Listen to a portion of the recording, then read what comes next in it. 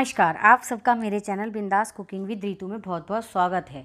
होली आने वाली है और होली पर सबके घर में मिठाइयाँ और तरह तरह की नमकीन बनाई जाती हैं।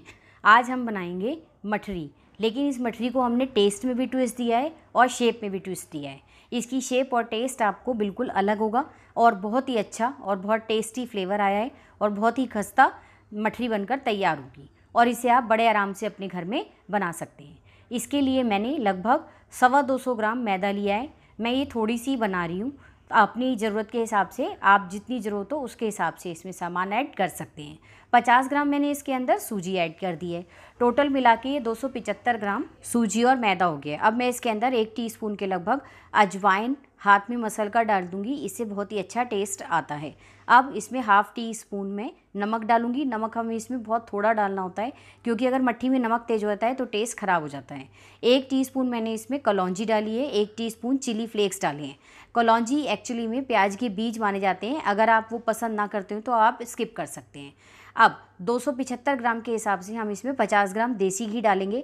देसी घी डालने से मठरी बहुत ज़्यादा खस्ता और करारी बनती है। अब हम इसे अच्छी तरह से हाथ से मसल लेंगे और सारे मैदा के बैटर के अंदर अच्छी तरह से घी को एब्जॉर्ब कर देंगे और बाद में हम इसे मुट्ठी बनाकर देखेंगे। अगर इस तरह से मुट्ठी सही बनती है तो इसका मतलब हमारा बहुत ही अच्छा मोयन लगकर तैयार हुआ है, वरना आपको इसमें 1 चम्मच के लगभग घी और रिफाइंड ऑयल और डालना पड़ सकता है। अब हम 2-2 चम्मच पानी डालते हुए इसका एक बहुत सख्त डो जो है वो गूंद कर तैयार कर लेंगे। हमें सख्त डो गूंदना ज़रूरी है, क्योंकि एक तो इसे बाद में बेलने के लिए ना तो हमें घी लगाना पड़ेगा, ना रिफाइंड ऑयल और ना ही हमें मैदा का इस्तेमाल करना पड़ेगा। दूसरी बात, इसे तलते समय इसके अंदर ब्लिस्टर्स जो आ जाते हैं छाले से, वो भी नहीं आएंगे। बिल्कुल 2 बूंद देसी घी या रिफाइंड ऑयल लगा के हम इसे इस तरह से सख्त सा डो बनाकर रख देंगे और 30 मिनट तक के लिए ढककर रख देंगे। 30 मिनट के बाद देखिए कितना अच्छा डो बनकर तैयार हुआ है। मैं इसे 2 मिनट तक किचन के काउंटर के ऊपर अच्छी तरह से और मसल लूँगी, ताकि ये बिल्कुल अच्छी तरह से रेडी हो जाए। इस तरह से अब हमारा डो बेलने के लिए बिल्कुल तैयार है। मैं आपको एक नई तरह की मठरी की शेप बेल कर दिखाऊंगी। पहले हम पूड़ी के आकार का एक लोई लेंगे और उसे पतला बेल लेंगे। हमें उतना ही पतला बेलना है जितना हम पूरी बेलते हैं। अब इसे इस तरह से बीच में से 4 पीस करके हम साइड में रख देंगे। अब हम एक लोई इसी तरह और बेलेंगे, उसके भी हम इसी तरह 4 पीस कर देंगे।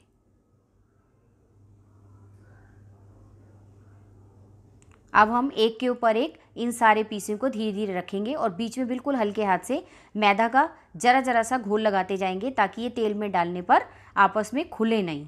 इस तरह से एक के ऊपर एक परत हम रखते जाएंगे।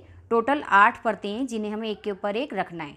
आपको अगर थोड़ी बड़ी साइज़ की मठरी बनानी हो तो आप 8 से ज़्यादा रख सकते हैं। उस केस में आपको 3 बेलनी पड़ेंगी और 12 पीस आप इस तरह से रखेंगे, लेकिन वो थोड़ी ज़्यादा बड़े साइज़ की हो जाएगी।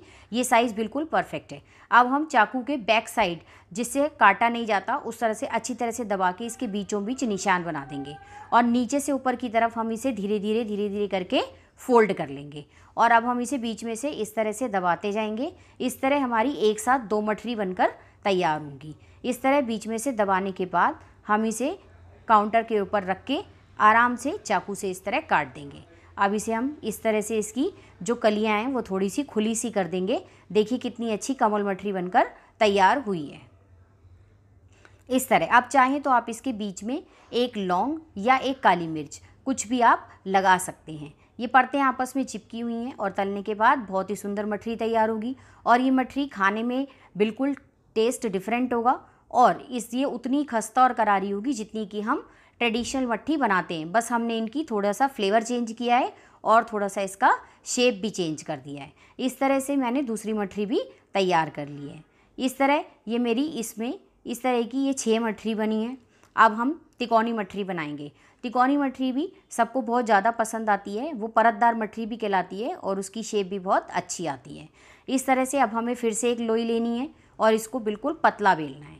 अब हम इसके बीच में थोड़ा सा मैदा का घोल अच्छी तरह से फैला देंगे। अब हम इसे एक हाफ़ फोल्ड करेंगे, यहाँ पर भी हम मैदा का घोल लगा देंगे। फिर हम इसे दोबारा फोल्ड करेंगे और बिल्कुल हल्के हाथ से थोड़ा सा इसे बेल देंगे। ये हमारी तिकोनी मठरी तैयार है। अब हम इसकी साइड के ऊपर एक काली मिर्च थोड़ा डेकोरेशन के लिए लगा देंगे। इसी तरह से अब हम एक और मठरी तैयार कर लेंगे। अब मैं आपको कमल वाली एक और मठरी तैयार करके दिखाती हूँ। इस तरह हम एक पूड़ी के 4 पीस करेंगे, फिर दूसरी लोई बेलेंगे, उसके भी 4 पीस करेंगे।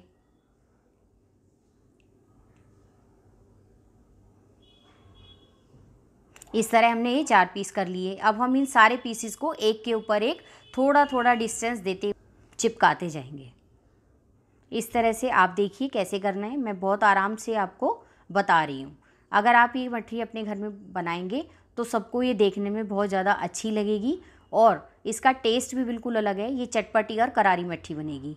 पर मैं आपको सजेस्ट करूँगी आप पहले उतनी ही सामग्री की मठरी बनाएं जितनी मैंने बनाई है, क्योंकि कभी कभी कोई चीज़ हमें पसंद नहीं आती है टेस्ट में, और दूसरी बात ज़्यादा बना लो तो वो सबका मन भर जाता है और वो पड़ी रह जाती है। इसलिए थोड़ी चीज़ बनानी चाहिए, उसके बाद अगर बहुत ज़्यादा पसंद आए तो हम उसे दोबारा भी बना सकते हैं। इस तरह से हम इसकी कलियों को थोड़ा सा खोल देंगे और इसे हल्के हाथ से दबा देंगे। बीच में इसमें मैंने लौंग लगाई है। आप भी लौंग या काली मिर्च जो आपका मन हो वो आप इसके अंदर लगा सकते हैं। ये एक साथ 2 मठरी बनकर तैयार होती है। अब मैं आपको तीसरी तरह की मठरी बनानी बताऊंगी, वो भी बहुत ही सुंदर शेप आई है और बच्चों को तो वो बहुत ही ज़्यादा पसंद आएगी। इस तरह से अब हम एक थोड़ी बड़ी लोई लेंगे और उसे अच्छी तरह से बिल्कुल पतला बेलना है। ये वाला हमें काफ़ी पतला बेलना है, जैसा आप नमक पारे के लिए बेलते हैं बिल्कुल उसी तरह का। अब हमने इसे अच्छी तरह से चारों तरफ से किनारे से पतला करते हुए बिल्कुल एक साथ बेल लिया है। अब हम एक चाकू की हेल्प से इसके किनारों को काट देंगे।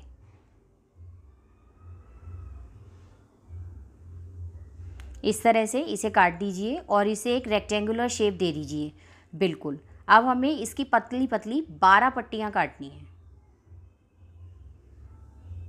ये बहुत आराम से कट जाएगा। और देखिए आटा अच्छा गूंदा है। इसका ये पहचान ये है कि हमें ना तो काउंटर के ऊपर घी लगाना पड़ रहा है, ना तेल लगाना पड़ रहा है, और ना ही हमें मैदा का इस्तेमाल करना पड़ रहा है।